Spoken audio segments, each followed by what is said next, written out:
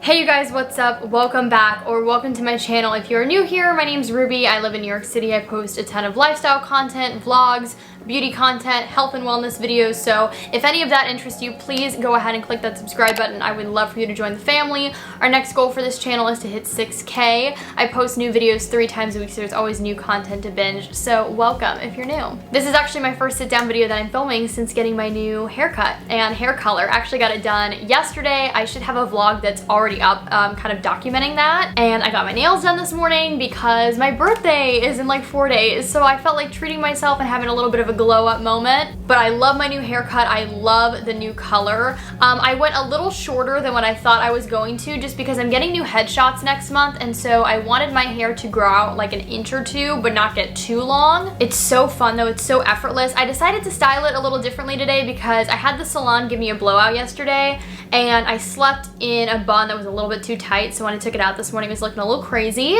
So I did some like tighter waves today. Yesterday was much more messy, but I even like it like this. Anyways, it's been a hot second since I've done a Q&A video. I think the last one I did was like probably over 6 months ago, definitely over 6 months ago. So I asked for some questions on my Instagram and you guys sent me in quite a bit, so if you want to be featured in my next Q&A video, be sure to go follow me on Instagram. I think next time I might also take some questions from my TikTok too, so be sure to just like follow me everywhere. I picked out quite a few questions. I have them on my iPad because my iPhone is actually charging, but without further ado, let's just get into the questions. All right, so the first question is, how do you feel about turning 22? I actually got a couple questions like this. Are you excited for your birthday? Are you excited for being 22? Are you gonna miss being 21? By the time that this video goes up, my birthday will have already passed, but currently I'm answering this as my 21-year-old self. I'm very excited to turn 22. I feel like I've been 21 for like 5 years. I've said that in a few vlogs, but for some reason it's just felt like I've been 21 for the longest time. I'm excited though. I mean, it's my golden birthday, which is fun, so I'll be 22 on June 22nd, but I have a feeling that it's gonna be a good year. I don't know, I was thinking about this recently. I just feel like I'm in a good place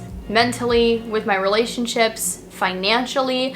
I feel like I'm really kind of coming into myself as a woman, which is very funny to say, but I don't know, recently I've just felt this different energy, and maybe that's because I'm working for myself and running my own business, but I feel really good about it and I am very, very excited. So I'm excited for the age and the year in general, but I'm also really excited for my birthday because as I'm filming this, my dad flies up to the city in 2 days to celebrate my birthday with me, and then his birthday is later in the week, so we're gonna get to spend some time together, which I'm really, really excited for. How did you grow so fast on TikTok? So personally, I don't feel like I grew like that fast. I feel like I've been growing at a really reasonable pace, but I know so many creators who like went from nothing in terms of followers to like 100,000 in a month. I went from nothing to about 11,500 followers in about 5 months, so definitely like consistently growing, and it's growing faster obviously than like my YouTube channel, and it's growing more in a shorter amount of time. But I would say for me, like my tactic when it comes to growing on TikTok is kind of the same thing here on YouTube, which is consistency and loving what I post and actually being passionate about the content that I'm creating. There have been so many times where I've thought to myself like, oh, I should film this TikTok because I know it's trending, or I should do this one because everybody else is doing it,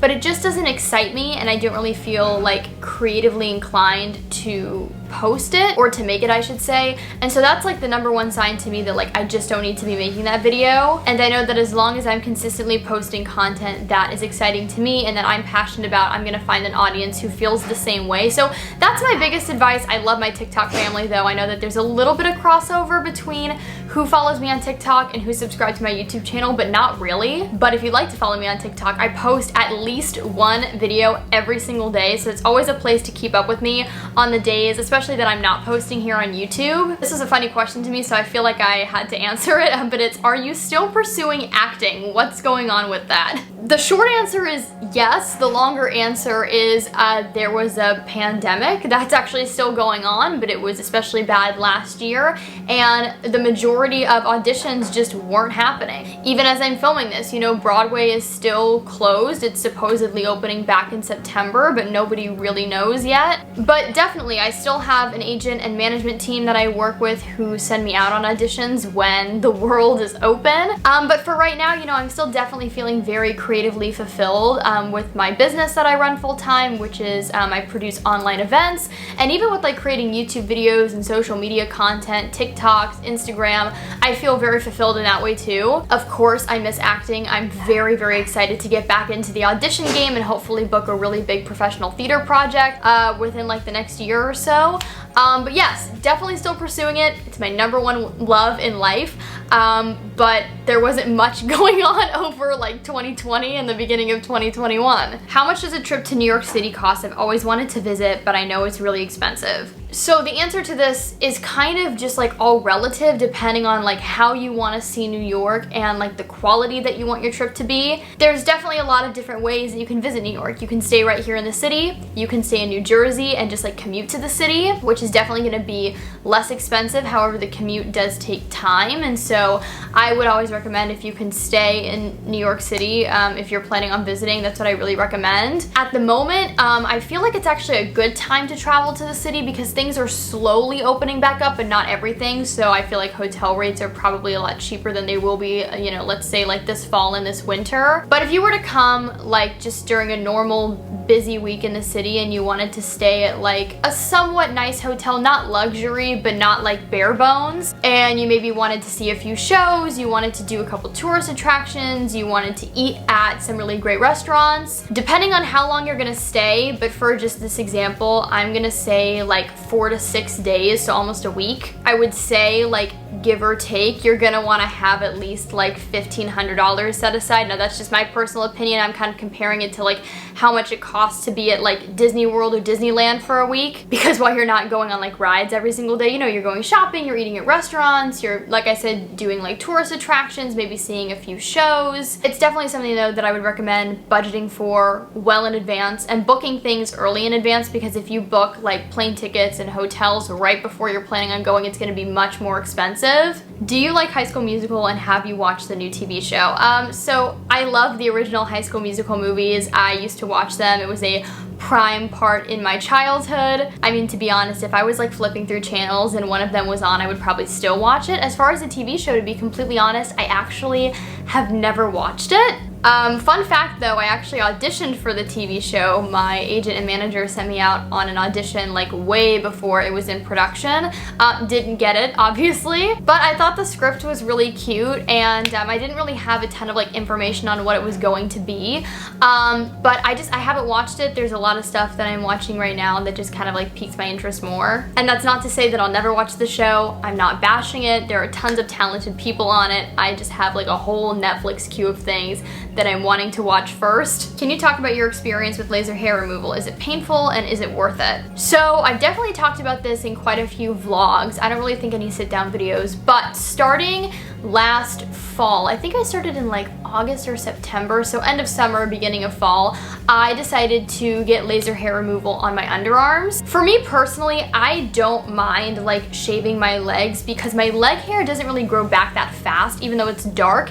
However, my underarms were always something that was just like so annoying and tedious for me to do. I just felt like my underarm hair would always grow back really fast, and I could never get like a super close shave on it, even though like I love the razor that I use. So I decided, you know what, like let's just try this. Even if it only fixes the problem by like 50%, that'll be better than nothing. I can easily say, hands down, it is one of the best investments that I've made in terms of like myself and self-care. I finished the initial 6 sessions back in February of this year, I believe.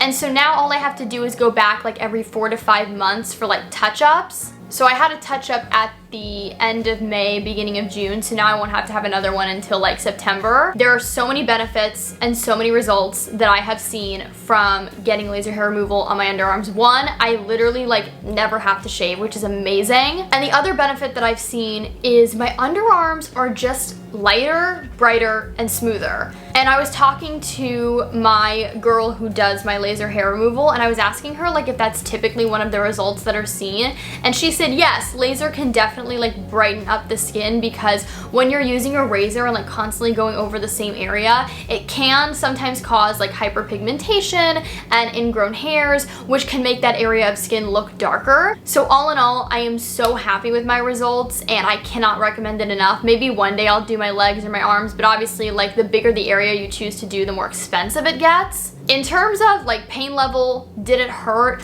It's funny, I'm somebody who doesn't really think I have a very high pain tolerance, but I'm told that I do. However, honestly, I think laser hair removal, especially under your arms, which again is such a small area of skin, is something that anybody and everybody can handle. To me, it just feels like a rubber band, like kind of snapping against your skin, but not even that intense, and it's over right away. I never experienced any sensitivity or pain like that same day or the next day. I mean, it gets a little red, but it's not painful at all. So I definitely recommend trying it out. I had fantastic results. Just make sure like you do your research in terms of like where you choose to go. Where are your favorite places to get your glasses from? I love this question. Thank you for asking. I seriously love the fact that I have to have glasses. They're one of like my favorite things to accessorize with, and although I don't have a ton, I love each and every pair that I have. If I could, I would literally have like 100 pairs of glasses. Like I would have a different pair to wear with every single outfit, but my prescription is very expensive, and it's also on the thicker side, even though I get them made at a specialty lab, but because of that, I also like to look for like really high quality, lightweight frames. But I would definitely have to say, if I had to pick like my top 2 favorite places to buy my glasses from, these are not in any particular order, but the first would be Oliver Peoples. I love their frames. Even their plastic ones, which plastic frames are usually a little bit heavier, are still super, super light. They have so many different styles, colors. In terms of just like variety and just kind of being on trend and like having classic styles too, I just absolutely love them. And then I would also have to say I love the brand Lunar, which is where I got these frames that I'm wearing. These are definitely my most worn frames. I believe, I can't remember, but this brand is either based in Germany or France. I truly cannot remember, but they're known for doing really cool, like simple wire frames, but that come in like a ton of different interesting shapes. So obviously these are more classic, like these are just kind of like oversized like circle frames, but they do really interesting like rectangle shapes and squares, and like I just love them. Yes, they are a little bit more on the expensive side, but they're such high quality, they're super lightweight, and so I wear these literally 24/7, so I need to invest in frames and glasses in general that I'm just not going to feel. And it's funny to say, but like I never even really realized that these are on my face, like they're just so light. And the same goes for all the glasses that I have from Oliver Peoples too. I'm gonna do just one more question because I know that I've been talking for a while now, but I guess we're kind of gonna end on like a juicy note, and that is best advice for dating in New York City. I feel like it's kind of funny that I was sent this question because I didn't actually do a ton of dating in New York. I met my boyfriend pretty soon after moving here to the city full time, but I was on like a couple dating apps at first. I went on a few casual dates, again, nothing serious until I met Kevin. But I will say I feel like I can still give like pretty good advice on this, and it's funny because I'm always like the girlfriend who friends go to for this advice,